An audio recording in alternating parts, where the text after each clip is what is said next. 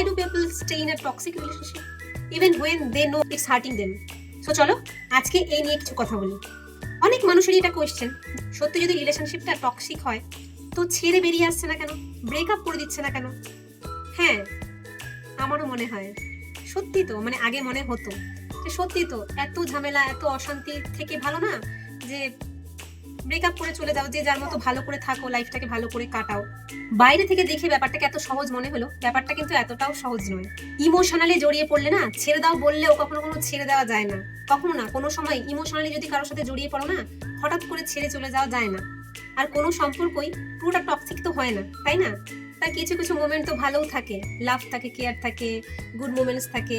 হয়তো একদিন সামনের মানুষটা খুব কষ্ট দিল, কিন্তু নেক্সট দিন তো ভালোবাসাও দিচ্ছে।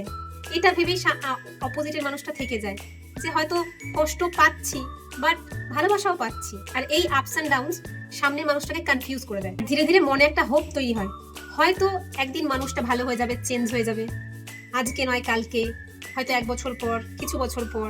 আর এর একটা রিজন হলো ইমোশনাল ইনভেস্টমেন্ট। মানুষ ভাবে আমি যে এই এতগুলো বছর এতগুলো সময় আমার ফিলিংস ইনভেস্ট করেছি, কেয়ার করেছি, লাভ কেয়ার রেসপেক্ট এগুলো দিয়েছি সামনের মানুষটাকে, তো কেন ছেড়ে যাব? আবার অনেক সময় কিছু মানুষের ফিয়ার কাজ করে, fear of loneliness, fear of starting again. তাই অনেক সময় মানুষ টক্সিক রিলেশনশিপও থেকে যায়, কারণ তারা উইক নয়, তারা ইমোশনালি অ্যাটাচড।